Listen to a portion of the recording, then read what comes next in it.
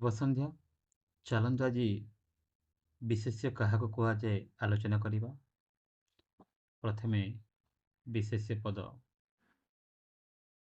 କ'ଣ ଆଲୋଚନା କରିବା। ବାକ୍ୟ ମଧ୍ୟରେ ଥିବା କୌଣସି ସ୍ୱତନ୍ତ୍ର ନାମକୁ ବୁଝାଉଥିଲେ ତାହାକୁ ଆମେ ବିଶେଷ୍ୟ ପଦ କହିବା।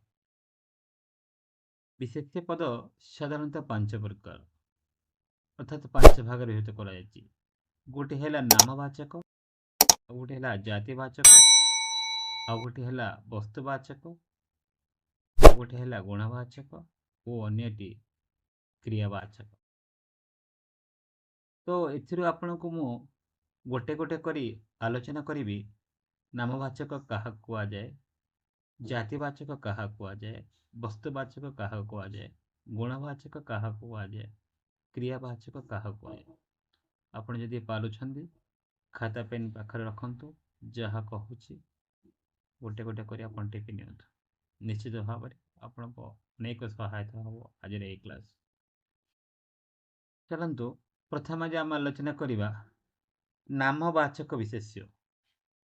ନାମବାଚକ ବିଶେଷ୍ୟ ଯେଉଁ ବିଶେଷ୍ୟ ପଦ କୌଣସି ନିର୍ଦ୍ଦିଷ୍ଟ ବ୍ୟକ୍ତି, ନଦୀ, ପର୍ବତ, ଦେଶ, ଗ୍ରାମ, ସହର, ଗ୍ରହ, ନକ୍ଷତ୍ର ପ୍ରଭୃତି ନାମକୁ ପ୍ରକାଶ କରେ ସେଗୁଡ଼ିକୁ ଆମେ ନାମବାଚକ ବା ସଂଜ୍ଞାବାଚକ ବିଶେଷ୍ୟ କହିବା।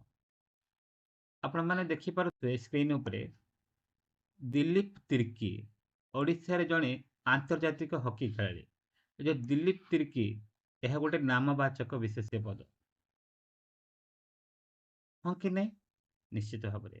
ମୁଁ ଆଉ ଗୋଟେ ଏକ୍ଜାମ୍ପଲଟେ କହୁଛି, ଯେପରିକି ଗୋପବନ୍ଧୁ ସତ୍ୟବାଦୀ ବନ ବିଦ୍ୟାଳୟ ପ୍ରତିଷ୍ଠା କରିଥିଲେ। ତ ଗୋପବନ୍ଧୁ ହେଉଛି ଜଣେ ବ୍ୟକ୍ତିଙ୍କ ନାମ, ତାହା ହେଉଛି ନାମବାଚକ ବିଶେଷ୍ୟ। ଅନ୍ୟଟି ହେଉଛି ଆଦିକବି ସାରଳା ଦାସ ଓଡ଼ିଆ ମହାଭାରତ ରଚନା କରିଥିଲେ। ତ ଆଦିକବି ସାରଳା ଦାସ ଅର୍ଥାତ୍ ସାରଳା ଦାସ ସେ ଜଣେ ବ୍ୟକ୍ତି ନିଶ୍ଚିତ ଭାବରେ। ତ ତାଙ୍କ ମଧ୍ୟ ଆମେ କହିପାରିବା ନାମବାଚକ ବିଶେଷ୍ୟ।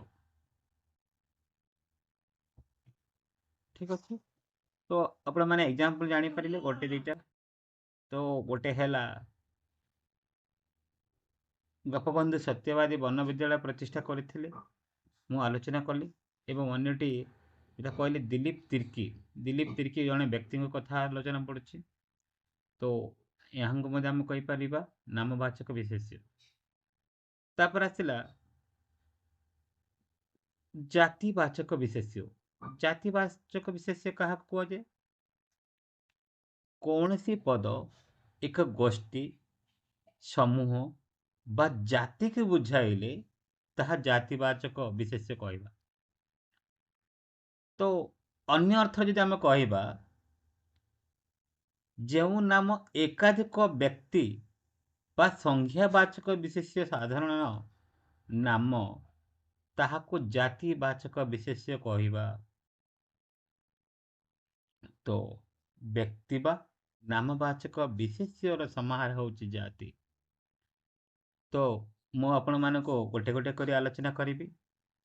ତ ପ୍ରଥମେ ଦେଖ, କୃଷକ ଓ ସୈନିକ ଦେଶର ପ୍ରକୃତ ମେରୁଦଣ୍ଡ। ତ ମୋତେ କହିପାରିବ ଏଠି କୃଷକ ଓ ସୈନିକ ଆମେ କେଉଁ ବିଶେଷ୍ୟ କହିପାରିବ? ଠିକ୍ ଅଛି। ତ କୃଷକ ଓ ସୈନିକ ଉଭୟ ହେଉଛନ୍ତି ଜାତିବାଚକ ବିଶେଷ୍ୟ। କାହିଁକି ମୁଁ ଆପଣମାନଙ୍କୁ ଅବଗତ କରାଇଦେବା ପାଇଁ ଚାହୁଁଛି, କୃଷକ ମଧ୍ୟରେ ଯଦି ରାମ କି ଭୀମ କି ଶ୍ୟାମ କି ଅର୍ଜୁନ ଯାହା ବି ଗୋଟେ ନାମ ଥାନ୍ତା ନା, ତାହା ଆମେ ନାମବାଚକ ବିଶେଷ୍ୟ ବୋଲି କହିପାରିଥାନ୍ତେ। କିନ୍ତୁ କୌଣସି ପ୍ରକାର ନାମ ନାହିଁ, କେବଳ କୃଷକ ଅଛି, ଅର୍ଥାତ୍ କୃଷକମାନଙ୍କର ଗୋଟେ ଜାତିକୁ ବୁଝାଉଛି। ତାପରେ ଆସିଲା ସୈନିକ। ସୈନିକ ମଧ୍ୟରେ ବି କୌଣସି ଗୋଟେ ନାମ ନାହିଁ, ସୈନିକ ମାନେ ସମସ୍ତ ସୈନିକମାନଙ୍କୁ ବୁଝାଉଛି, ତେଣୁ ସେଇଟା ମଧ୍ୟ ଗୋଟେ ଜାତି। ତ ଜାତିବାଚକ, ଅର୍ଥାତ୍ କୃଷକ ଓ ସୈନିକ ଉଭୟ ହେଉଛନ୍ତି ଜାତିବାଚକ ବିଶେଷ୍ୟ, ହଁ କି ନାହିଁ? तो आशा करछि सहजरे आपण बुझी पारुथिबे। तो एठी मैं आपनको किसी एग्जांपल भी दउची, अन्य गोटे एग्जांपल जोटा कि छात्र माने शिक्षकों को भक्ति करिबा उचित। किए भक्ति करिबा उचित? छात्र माने शिक्षकों को भक्ति करिबा उचित। छात्र माने होचंती गोटे जातिवाचक विशेष्य। केवल छात्र मध्य रे जे कौन सी छात्र, फॉर एग्जांपल समीर, किरण, एमिति जदि नाम थांता ना, आमे सेगुड़ी को मा सेमानंकु नामवाचक विशेष्य कहि थांतो। किंतु नाम नहीं, छात्र माने रहिछि अर्थात जातिवाचक विशेष्य। तो काहा को भक्ति करिबा उचित? शिक्षकों को। शिक्षक मनको नाम मध्ये नाही, शिक्षक माने शिक्षक गोटे जाति को बुझाउछि। जदि शिक्षक मानक मध्ये गोटे नाम थांता ना, निश्चित भाव रे तो सेमानके सहजरे नामवाचक विशेष्य कहि पारथान्ते। किंतु एटी शिक्षक अछि, छात्र माने शिक्षकों को भक्ति करिबा उचित। छात्र माने एवं शिक्षकों को दुईटा जाक पद जातिवाचक विशेष्य पद बोली आमे गणना करिबा। आशा करछि सहजरे बुझी पारुथिबे। अन्य गोटे एग्जांपल देखि देखिबा, कुकुर भली विश्वासी केही नाही। तो कुकुर गोटे पशु बा गोटे जातिर ना, एइटा मध्ये गोटे जातिवाचक विशेष्य पद। जदि कुकुर मध्य जदि किछि पपु, दीपु, आमु जहाँ किछि नाम थांता ना, ताको आमे नामवाचक विशेष्य कहि थांतु। किंतु कुकुर जदि बुझुछि, कुकुर मानक गोष्ठी को बुझाउछि, कुकुर मानकर समष्टि को बुझाउछि, कुकुर मानक जाति को बुझाउछि। तेणु एगुड़ी कहला जातिवाचक विशेष्य। तो सहजरे आपण माने बुझी पारुथिबे।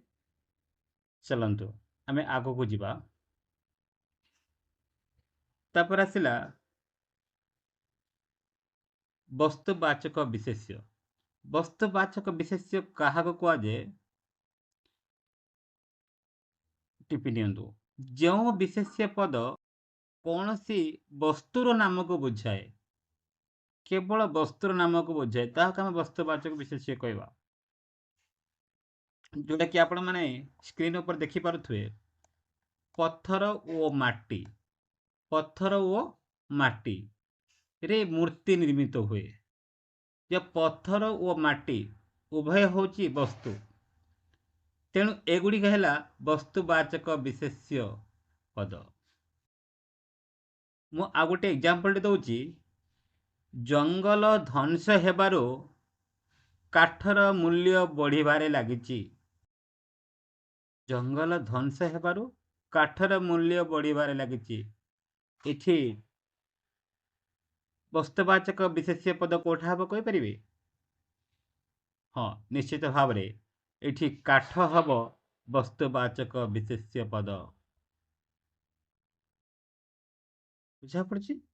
Very good. तापर आसिला आ गोटे एग्जांपल जे देकी देखिबा, पानी की पीबा पूर्वरु फुटेई पीबा उचित। एठी वस्तुवाचक विशेष्य आमे काहाको कहबा? पानी की कहबा।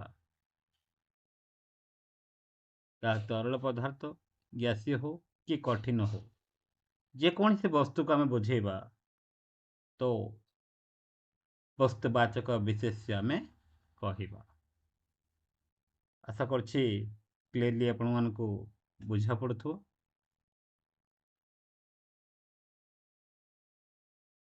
चलंतु एबे आलोचना करिबा गुणवाचक विशेष्य। जो पद गुड़िक कौन से गुणर नाम को बुझाती, जो पद गुड़िकर कौन से गुणर नाम को बुझाती, से गुड़ी को गुणवाचक विशेष्य कहुए।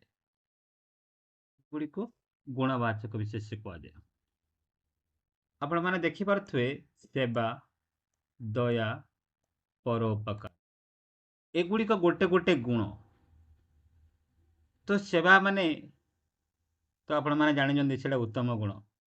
दया, दया मनोभाव रही व्यक्ति निश्चित भाव से जन आदर्श।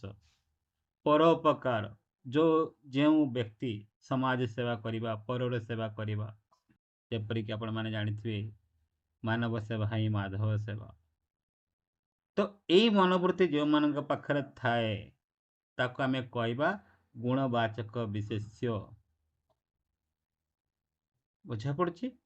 ତ ଆଉ ଗୋଟେ ଉଦାହରଣ ମୁଁ ଦେଇ କହୁଛି, ସାଧୁତା ଏକ ଉତ୍ତମ ଗୁଣ। ସାଧୁତା ଏକ ଉତ୍ତମ ଗୁଣ। ତ ଏଠାରେ କ'ଣ ହେଇପାରିବ କହିପାରିବ? ଗୁଣବାଚକ ବିଶେଷ୍ୟ କ'ଣ ହେଇପାରିବ? ଉତ୍ତମ ଏକ ଗୁଣବାଚକ ବିଶେଷ୍ୟ। ଉତ୍ତମ ଏକ ଗୁଣବାଚକ ବିଶେଷ୍ୟ। ବୁଝିଗଲେ? ଚଲନ୍ତୁ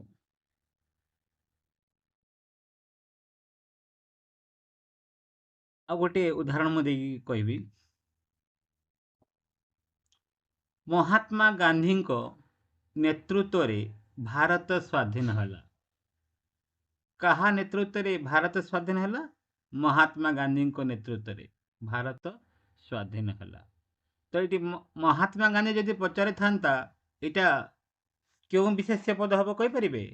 ନାମବାଚକ ବିଶେଷ୍ୟ ପଦ। କିନ୍ତୁ ଏଇଠି ଗୁଣବାଚକ ବିଶେଷ୍ୟ କୋଉଠି ହେଇପାରିବ କହିପାରିବେ? ନେତୃତ୍ୱ। ନେତୃତ୍ୱ ହେଉଛି ତାଙ୍କର ଗୁଣ, ତାଙ୍କ ଦାୟିତ୍ୱ ନେବାର ଗୁଣ ଥିଲା, ଯେଉଁଟାକି ଭାରତକୁ ସ୍ୱାଧୀନ ଦେଇପାରିଥିଲେ। ନିଶ୍ଚିତ ଭାବରେ ଆପଣମାନଙ୍କ ସହଜରେ ବୁଝିପାରୁଥିବେ। ଚାଲନ୍ତୁ ଶେଷରେ ଆଲୋଚନା କରିବା କ୍ରିୟାବାଚକ ବିଶେଷ୍ୟ। କ୍ରିୟାବାଚକ ବିଶେଷ୍ୟ। କ୍ରିୟା ମାନେ ଆପଣମାନେ ଜାଣିପାରୁଥିବେ, କ୍ରିୟା ମାନେ କାର୍ଯ୍ୟ ବା କାମକୁ ବୁଝାଏ। ଯେଉଁ ପଦଗୁଡ଼ିକ କୌଣସି ନିର୍ଦ୍ଦିଷ୍ଟ କ୍ରିୟା ବା କାର୍ଯ୍ୟର ନାମକୁ ବୁଝାଏ ତାହାକୁ କ୍ରିୟାବାଚକ ବିଶେଷ୍ୟ କହନ୍ତି। ତାହାକୁ କ୍ରିୟାବାଚକ ବିଶେଷ୍ୟ କହନ୍ତି। ଉଦାହରଣ ସ୍ୱରୂପ ଆପଣଙ୍କୁ ମୁଁ କହୁଛି, କହିବା ଠାରୁ କରିବା କଠିନ। କହିବା ଠାରୁ କରିବା କଠିନ। କହିବା ଠାରୁ କରିବା କଠିନ। ଏଠି କରିବା ଏଇଟା ଗୋଟେ ଆପଣମାନେ ଜାଣିପାରୁଥିବେ କ୍ରିୟାବାଚକ। କହିବା ଏଇଟା ବି କ୍ରିୟାବାଚକ। ଧାଇଁବା, ଲେଖିବା, ପଢ଼ିବା, ପହଁରିବା, କହୁଛି, ଏଗୁଡ଼ିକ ଗୋଟେ ଗୋଟିଏ କ୍ରିୟାବାଚକ ବିଶେଷ୍ୟ ପଦ। ମୁଁ ଆଉ ଗୋଟେ ଉଦାହରଣ ଦେଉଛି, ପହଁରିବା ଏକ ଉତ୍ତମ ବ୍ୟାୟାମ। ପହଁରିବା ଏଇଟା ହେଉଛି ଗୋଟେ କ୍ରିୟା ବିଶେଷ୍ୟ ପଦ। ଗୋଟିଏ ବୈଠକ ଚାଲିଛି, ବୈଠକରେ କହିବା ସହଜ କଥା ନୁହେଁ। ଅର୍ଥାତ୍ କହିବା, କହିବା ହେଉଛି ଗୋଟେ କ୍ରିୟାବାଚକ।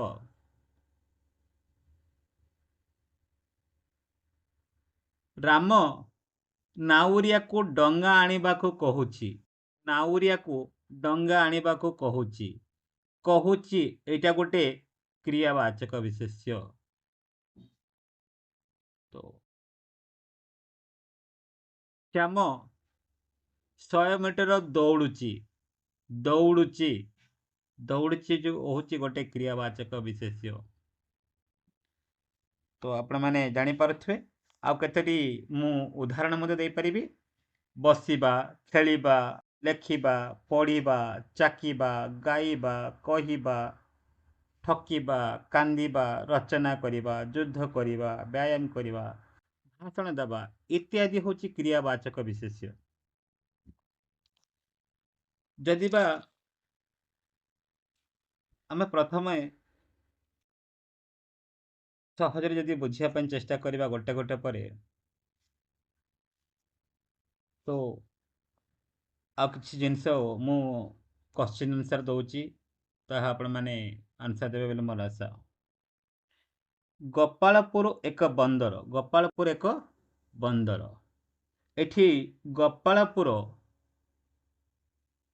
କେଉଁ ପଦ ହବ ମୋତେ କହିପାରିବେ? କେଉଁ ବିଶେଷ୍ୟ ପଦ ହବ?